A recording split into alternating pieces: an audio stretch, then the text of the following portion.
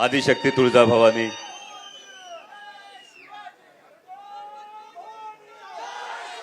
उभ्या हिंदुस्थानचा आराध्य दैवत छत्रपती शिवाजी महाराज आणि छत्रपती शिवाजी महाराजांनी या महाराष्ट्राच्या मातीतल्या माणसाला जगावं कसं हे शिकवल्यानंतर याच मातीतल्या माणसाला शेवटच्या श्वासापर्यंत लढावं कसं हे शिकवणारे छत्रपती संभाजी महाराज यांच्या पवित्र स्मृतींना अभिवादन करतो।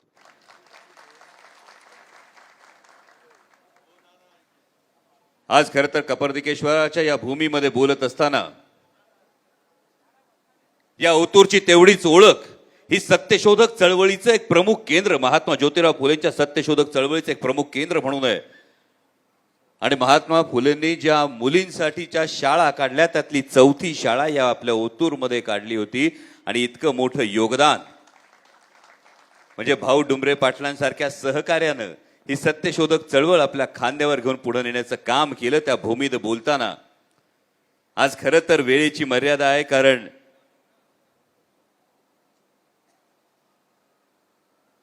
पुढे पुन्हा हेलिकॉप्टरचं टेक ऑफ आहे आणि सभांच्या या सगळ्या धामधुमीमध्ये धावत असताना अनेक व्यासपीठावरचे सगळेच जे मान्यवर या सभेसाठी वडीलकीच्या नात्यानं काळजी म्हणून ज्याने आवर्जून ही सभा घ्यायला सांगितलं ते आदरणीय शरदचंद्रजी पवार साहेब, मान्य अशोक बापू पवार, माजी आमदार रामशेठजी कांडगे, माजी आमदार दिलीप भाऊजी ढमढेरे, माजी आमदार बाळासाहेबजी दांगट, मान्य बबनरावजी थोरात, जिल्ह्याचे अध्यक्ष जगन्नाथ बापू शेवाळे, किशोर शेठ दांगट, देवदत्तजी निकम, सुरेश भाऊ भोर, संभाजी शेठ तांबे, अशोकदादा घोलप, आम आदमी पक्षाचे मयूरजी दौंडकर, माऊली शेठ खंडाळे, विकासजी लवांडे, अनिल तात्या मेहेर, बाळासाहेब बानखिले, राजूभाई इनामदार, तुषार भाऊ थोरात, अनिल शेठ तांबे, वैभव शेठ तांबे, शरदरावजी लेंडे, गुलाब शेठ पारखे, सईदभाई पटेल, आमचे बंधू दिलीपराव कोल्हे, अनंतरावजी चौगुले, दीपक शेठ औटी, माऊली शेठ शेळके, मोहित शेठ ढमाले, धोंडीभाऊ शेठ पिंगट, अशोक नाना घोडके, अंकुश शेठ आमले, जयवंत शेठ घोडके, दादाभाऊ बगाट, सुरेखाताई विटेकर, ज्योत्स्नाताई महाबरे, अर्चनाताई भुजबळ, पूजाताई वळसे, राजश्रीताई बोरकर, सुरेखाताई मुंडे, सोनलजी शेटे, बाबा शेठ परदेशी, सुनीलजी मेहर, बाजीराव शेठ ढोले, धोंडीभाऊ शेठ भोर, बाबाजी शेठ शिंदे, सुनीलजी ढोबळे, जालिंद्र शेठ पानसरे, बंसी शेठ चतुर, काका धावडे, उत्तम शेठ काशेत, बाबूभाऊ पाटे, विजयराव कुराडे, मोहनजी बांगर, तुळशीरामजी भोईर, नांगरे गुरुजी असतील, रावभाई असतील, संतोष केदारी, आदिनाजी चव्हाण, जितेंद्रजी बडवाई, समीरजी भगत, सगळेच आपण मान्यवर। ही सगळी नावं घेणं का गरजेचं आहे, तर ही सगळी मंडळी आहेत, ही इरेसरीनी लढतायत आणि त्यामुळं खरं तर महाराष्ट्रभर प्रचार घेण्यासाठी फिरण्याची मोकळीक लोकसभेची निवडणूक असताना सुद्धा मिळते। हे सगळं तुमच्या जीवावर आहे। सुरुवातीला जो तुम्ही जे स्वागत केलं, ज्या घोषणा दिल्यात, आणि म्हणून तुमच्या समोर नतमस्तक एकाच कारणासाठी फार जास्त वेळ खरं तर आज बोलणार नाही। आपल्याच घरात वेगळं काय बोलायचं आणि जी सुरुवात केली त्या सुरुवातीनेच तुम्ही दाखवून दिलंय की नेमकं वातावरण काय, तालुक्याचं ठरलंय, शिवजन्मभूमीचं ठरलंय, स्वाभिमान जपायचा आहे आणि तुतारीचं बटन दाबायचंय। कारण साहेब सगळीकडे फिरताना ही गोष्ट प्राधान्यानं जाणवते, प्रकर्षानं जाणवते। मला परवा कुणीतरी विचारलं, अरे तुझी निवडणूक आहे आणि तू बाहेर प्रचाराला कसा जाणार, आणि तेव्हा सहज विचार केला, ही निवडणूक माझी कुठं राहिली, ही निवडणूक मायबाप जनतेने हाती घेतली आणि या मायबाप जनतेने प्रत्येकाने ठरवलं, हो ही माझ्या देशाची निवडणूक आहे। सर्वसामान्य शेतकऱ्यांनी ठरवलंय, सर्वसामान्य माता भगिनींनी ठरवलंय, सर्वसामान्य युवकांनी ठरवलंय, प्रत्येक ज्येष्ठ नागरिकांनी ठरवलंय की होय ही माझी निवडणूक आहे आणि ही माझी निवडणूक माझा देश कुणाच्या हातात असणार यासाठीची ही निवडणूक आहे। काल देशाच्या पंतप्रधानांची खरं तर पुणे जिल्ह्यात सभा झाली। थोरात साहेब माननीय पंतप्रधान पुणे जिल्ह्यात आले। मी विरोधी उमेदवारांवर बाबा टीका करणार नाही, समोरच्या उमेदवारांवर टीका करणार नाही, कारण डमी उमेदवारावर बाकी जास्त कशाला बोलायचं। पण माननीय पंतप्रधानांच्या सभेमध्ये पंतप्रधान स्टेजवर यायच्या आधी वर्गा ज्या अधिकृत उमेदवारांना उमेदवारी आहे त्यांना पंतप्रधान यायच्या आधीच बोलायला केवळ 3.5 मिनिटं वेळ मिळाला। आणि केवळ 3.5 मिनिटं वेळ असताना शेतकऱ्यांना 6,000 रुपये वर्षाला देतात, याचा गौरवोद्गार जर विरोधी उमेदवार काढत असतील तर हा प्रश्न आपल्याला विचारायला पाहिजे. आमच्या कांद्याची निर्यात बंदी केली, एकरा माग 3.5 लाखाचं नुकसान केलं, तुम्ही कुठल्या 6,000 रुपयाचं दिवसाच्या 17 रुपयाचं कौतुक सांगताय? मागच्या जानेवारीमध्ये 37-38 रुपये आमच्या दुधाला रेट होता. जानेवारी 2023 ची गोष्ट सांगतोय. आज 22 आणि 24 रुपयांनी दूध घालतोय आम्ही. कुठल्याची कौतुक करताय? अरे 20 रुपयाला पाण्याची बाटली मिळते विकत आणि 22 रुपयाला आमच्या शेतकऱ्याला दूध घालावं लागतंय. जर हा विचार करावा लागत असेल आणि हा विरोधाभास असेल आणि विरोधी उमेदवार जर व्यासपीठावरून माननीय पंतप्रधानांच्या शेतकरी धोरणांचं कौतुक करत असतील तर खरंच विचार करावा लागतो. वावराला खतं घालतो, त्या खतावर 18% जीएसटी भरतो. शेतीची अवजारं घेतो, त्याच्यावर 12% जीएसटी भरतो. आणि असं असताना आमच्या तोंडावर फेकले जातात दिवसाचे फक्त 17 रुपये. माननीय पंतप्रधान जेव्हा पुणे जिल्ह्यामध्ये आले ताई, तेव्हा माझ्या मावल्या सकाळपासून रणरणत्या उन्हामध्ये कांदा, आता ढमढेरे काकांनी सांगितलं 32 वेळा हाताळावा लागतो. या 32 वेळा कांदा हाताळणाऱ्या माझ्या माऊलींना कधीतरी त्या कांद्याच्या निर्यातीविषयी एक शब्द माननीय पंतप्रधानांच्या तोंडून निघाल असं वाटलं होतं, पण एकही शब्द निघाला नाही. माननीय पंतप्रधान प्रचारासाठी येऊ शकतात, शिवजन्मभूमीच्या शिलेदारांनो हे विसरू नका. माननीय पंतप्रधान प्रचारासाठी पुण्यात येऊ शकतात, पुणे जिल्ह्यात येऊ शकतात, पण 10 वर्षात माननीय पंतप्रधानांना छत्रपती शिवाजी महाराजांच्या जन्मस्थळी नतमस्तक व्हायला यावंसं वाटत नाही. आणि मग त्यांच्या नावानं जी मतं मागतात त्यांना हा शिवजन्मभूमीचा स्वाभिमान तुम्ही फक्त स्वार्थासाठी गहाण ठेवणार का, या प्रश्नाचं मात्र उत्तर द्यावं लागेल. माननीय पंतप्रधान काल म्हणाले, खरं तर पंतप्रधान पदाची इतकी मोठी प्रतिष्ठा आहे, कारण साहेब कायम सांगतात पंतप्रधान पद ही एक इन्स्टिट्यूशन, एक संस्था आहे. आणि असं असताना माननीय पंतप्रधान म्हणाले, आदरणीय साहेबांविषयी नामोल्लेख न करता 45 वर्ष असणारी एक भटकती आत्मा. देशाचे पंतप्रधान बोलतात भटकती आत्मा. फार नम्रपणे देशाच्या पंतप्रधानांना सांगू इच्छितो, होय आदरणीय शरदचंद्रजी पवार साहेब आजच्या महाराष्ट्राचा आत्मा आहेत, सर्वसामान्य शेतकऱ्यांचा, महिलांचा, कष्टकऱ्यांचा, युवकांचा आत्मा आहेत. आणि हे जेव्हा भटकत होते, जेव्हा भुजला भूकंप झाला होता ना, तेव्हा माननीय स्वर्गीय अटल बिहारी वाजपेयी पंतप्रधान होते. भुजला भूकंप झाला होता, अख्ख्या संसदेमध्ये विरोधासाठी विरोध न करता मला याचा अनुभव आहे आणि मी भुजच्या भूकंपाला पुनर्वसनाला जाणार हे सांगणारे एकमेव आत्मा आदरणीय शरदचंद्रजी पवार साहेबच होते. आज तुम्ही येऊन आरोप करता, जेव्हा कांद्याच्या माळा घालून तुम्ही संसदेमध्ये आंदोलन करत होतात ना आणि आमच्या कांदा उत्पादक शेतकऱ्याच्या ताटात माती कालवा सांगत होतात, तेव्हा काही झालं तरी माझ्या कांदा उत्पादक शेतकऱ्याची निर्यात बंद करणार नाही, माझ्या कांदा उत्पादक शेतकऱ्याच्या ताटात माती कालवणार नाही, हे ठामपणे सांगणारी आत्मा आदरणीय शरदचंद्रजी पवार साहेबच होते. आज माझ्या माता भगिनींना 33% आरक्षण देणार आहे, त्यानंतर 50% आरक्षणाला संमती देणार आहे. संरक्षण खात्यामध्ये माझ्या माता भगिनींना 11% आरक्षण देणार आहे. आदरणीय शरदचंद्रजी पवार साहेबच होते. मंडल आयोगाच्या शिफारसी लागू करणारे, त्यासाठी पुढाकार घेणारं पहिलं राज्य असणारा आत्मा आदरणीय शरदचंद्रजी पवार साहेबच होते. अरे हो, हा आत्मा भटकतो, हा आत्मा भटकतो, शेतकऱ्याच्या बांधावर भटकतो, हा आत्मा भटकतो, तो प्रत्येक युवकाला भवितव्य देण्यासाठी भटकतो. आणि याला आम्ही पवित्र मानतो. पक्ष फोडून, चिन्ह फोडून, दबाव टाकून स्वार्थासाठी सरपटायला जे लावतात त्यांना पाशवी म्हणतात, त्यांना राक्षसी म्हणतात. आपण विचार करा, एवढ्या मोठ्या पदावर आपण आहात. फार नम्रपणे एवढंच सांगतो की होय, आमचा आत्मा आहे आणि या आत्म्याला आम्ही जपतो आणि कायम जपणार आहोत. पण माझ्या भावांना एवढंच सांगतोय, 7 तारखेला काही भागातल्या निवडणुका होतील. आतापासून अनेकांना दबावाचे फोन यायला सुरुवात झालीये, बरोबर ना? झाली ना? 7 तारखेनंतर ह्याच्यात आणखी वाढ होईल. सत्ता, पैसा, दबाव या सगळ्याचा वापर केला जाईल. तशी लक्षणं आतापासून दिसायला लागलीत.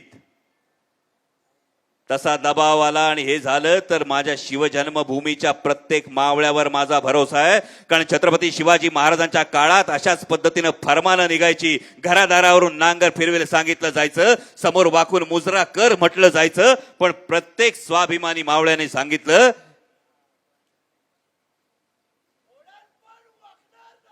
मोडेल पण वाकणार नाही, स्वाभिमान कधी विकणार नाही.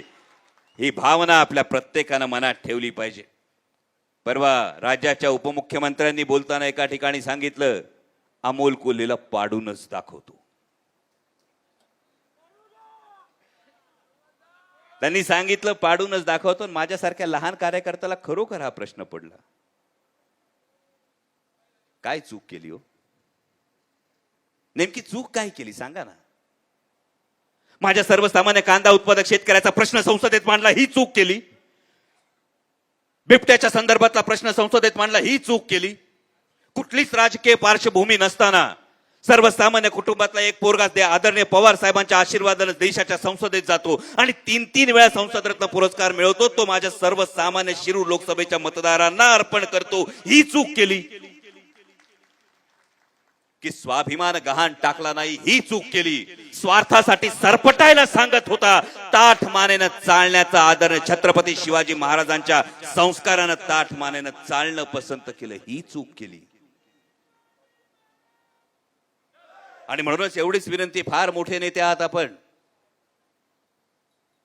आणि जर तुमची मर्दुमकीच दाखवायची असेल तर सर्वसाधारण एका मध्यमवर्गीय शेतकऱ्याच्या पोराला पाडण्यात कसली आली मर्दुमकी? मर्दुमकीच दाखवायची असेल तर सांगा ना दिल्लीच्या सरकारला कांद्याची निर्यात बंदी उठवून दाखवा. सांगा ना ज्या राज्याचे तुम्ही उपमुख्यमंत्री आहात त्यांच्या मुख्यमंत्र्यांना बाजूला बसणाऱ्या सांगा की माझ्या बिबट प्रवण क्षेत्रामध्ये दिवसा 3 फेज लाईट द्या. सांगा ना तुमच्या मंत्रिमंडळाला सांगा, जसं केरळचं राज्य आपत्ती क्षेत्र राज्य आपत्ती घोषित करतं त्या पद्धतीनं जुन्नर वन विभागामध्ये राज्य आपत्ती घोषित करा आणि बिबट्याच्या त्रासापासून आम्हाला सवलत द्या. आमच्या दुधाला भाव द्या. जर बर्दुमकी असेल तर हे करून दाखवा. पण पाडापाडी आणि दमदाटी वारकरी संप्रदायाची लोक आहोत आम्ही. ज्ञानोबा माऊलींनी, जगद्गुरु तुकाराम महाराजांनी आत्मभान दिलंय. प्रेमानं जग जिंकता येतं हे सांगितलंय. आणि त्या आत्मभान जागलेल्या या मराठी माणसामध्ये छत्रपती शिवाजी महाराजांनी, छत्रपती संभाजी महाराजांनी स्वाभिमान भरलाय. हा स्वाभिमान मात्र झुकणार नाही, एवढी आपण सगळ्यांनी काळजी घ्या. मला खरं तर जेव्हा पहिल्यांदा तुम्ही संसदेत निवडून गेलो साहेब, या सगळ्या मंडळींनी तब्बल 41,000चं लीड गेल्या लोकसभा निवडणुकीमध्ये दिलं होतं. आणि निवडून गेल्यानंतर काहीच अनुभव नव्हता, करायचंय काय नक्की जाऊ. म्हणून म्हटलं आपल्या आधीचे लोकप्रतिनिधी 15 वर्ष होते, त्यांनी नेमके काय प्रश्न विचारलेत, नेमका कशाचा पाठपुरावा करायचा बाकी राहिलाय, म्हणून त्या प्रश्नांची माहिती घेऊ. आणि मी डमी उमेदवार म्हणतो हे फार जबाबदारीनं म्हणतो, कारण काही लोकांना तुमच्या सुखदुःखांशी देणं घेणं नाही. म्हणून कांद्याची निर्यात बंदी झाल्यानंतर तोंडातून शब्द निघाला नाही, बिबट्याच्या संदर्भात तोंडातून शब्द निघाला नाही, दुधाचे भाव पडले तोंडातून शब्द निघाला नाही. पण जेव्हा संसदेत गेलो आणि विचारलेले प्रश्न ऐकले, प्रश्न वाचले, पुराव्यानिशी सांगतोय काही लोक फक्त व्यापार करण्यासाठी संसदेत गेले. मी प्रश्न बघितले आणि 60-70 प्रश्न फक्त संरक्षण खात्यावरचे प्रश्न. आणि मला प्रश्न पडला, या संरक्षण खात्याच्या प्रश्नाविषयी माझ्या जुन्नरमध्ये तर संरक्षण खात्याचा काही संबंध नाही, माझ्या आंबेगावमध्ये संरक्षण खात्याचा काही प्रश्न नाही, शिरूर हवेलीत काही प्रश्न नाही, भोसरीमध्ये फक्त रेड झोनचा प्रश्न आहे. पण प्रश्न मात्र हे होते ढमढेरे काका की अमुक एक सॉफ्टवेअर कधी खरेदी होणार, अमुक याचं नक्की कंत्राट कधी निघणार. आणि तेव्हा मला कळलं, अरे बापरे, याचं कधीतरी उत्तर तर मागावं लागेल. कारण प्रश्न कांद्यावर विचारला पाहिजे, प्रश्न आयात निर्यात धोरणांवर विचारला पाहिजे, प्रश्न बिबट्यांवर विचारला पाहिजे, प्रश्न पुणे नाशिक रेल्वेवर विचारला पाहिजे. पण 70 ते 75 प्रश्न जर संरक्षण खात्यावर असतील तर मला एका सिनियर पत्रकारांनी सांगितलं की यालाच तर समोरच्यांचं राजकारण म्हणतात की हे प्रश्न विचारून नेमकं भलं कोणाच्या कंपनीचं होतंय याचा जर आपण धांडोळा घेतला तर कुणाला जनतेच्या प्रश्नांची आस आहे आणि कुणाला फक्त आपली कंपनी वाढवण्याचा हव्यास आहे. ही गोष्ट तुमच्या समोर आहे. असं वैयक्तिक मी खरंच कधी काही फारसं बोलत नाही, पण आदरणीय दादांनी, अजित दादा अनेक ठिकाणी एक प्रश्न विचारतात. अमोल कोल्हे लढायला तयार नव्हता, अचानक बाबा लढायला कसं काय तयार झाला? मी फार नम्रतापूर्वक सांगतो, दादा ही विचारांची लढाई आहे. जेव्हा महाराष्ट्राचा स्वाभिमान डावलला जात होता, जेव्हा महाराष्ट्राचा स्वाभिमान डिवचला जात होता, तेव्हा स्वतःला प्रश्न विचारला की 2 पर्याय समोर, स्वार्थासाठी लाचार होऊन सरपटणाऱ्यांच्या गर्दीत सामील व्हायचं की ताठ मानेनं लढणाऱ्यांच्या फौजेत. तर ताठ मानेनं लढण्याचा पर्याय निवडला, कारण तुम्ही जरी हिणवत असलात नटसम्राट म्हणून,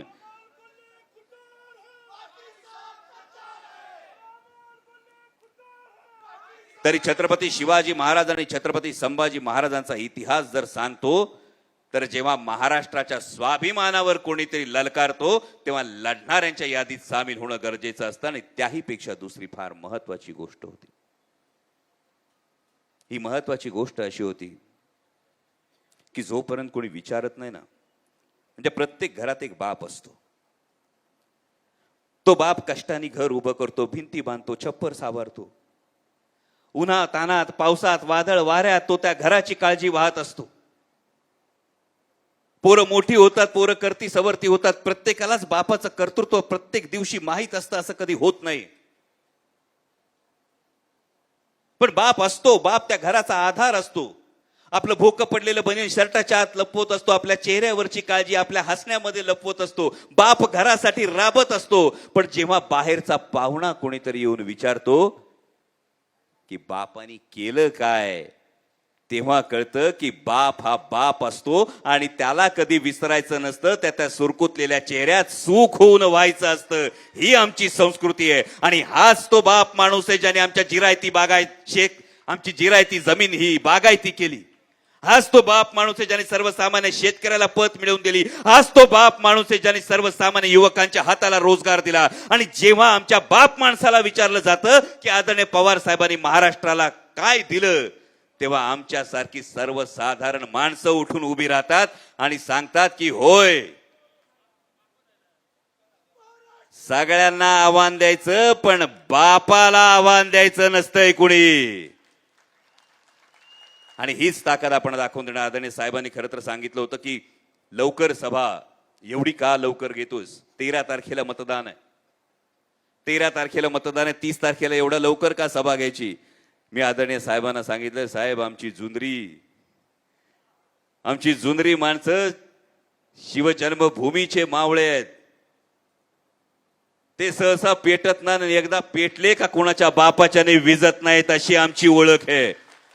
आणि म्हणून तुम्हाला सगळ्यांना एवढीच विनंती करतो, मागच्या 5 वर्षात आपण सगळ्यांनी संधी दिली. घरातला तुमच्या लेख आहे, जेव्हा घरातलं लेकरू आईबाप खांद्यावर उचलून घेतात तेव्हा ते जगाला मोठं दिसतंय. तसं तुम्ही खांद्यावर उचलून घेतलं तर देशाच्या संसदेत जाणार आहे. गेल्या 5 वर्षात संधी दिल्यानंतर घरातल्या माणसांसमोर बोलायला कधीच कमी जास्त बघायचं नसतं. गेल्या 5 वर्षात प्रामाणिकपणे प्रयत्न केला, काही कसूर राहून गेली असेल तर पुढल्या 5 वर्षात ती 100% पूर्ण करतो. हा प्रत्येकाला तुम्हाला कानाला धरून हे करवून घेण्याचा अधिकार देतो. आणि तुतारी वाजवणारा माणूस या चिन्हासमोरचं आपण बटन दाबा, एवढी कळकळीची विनंती करतो आणि थांबतो. धन्यवाद.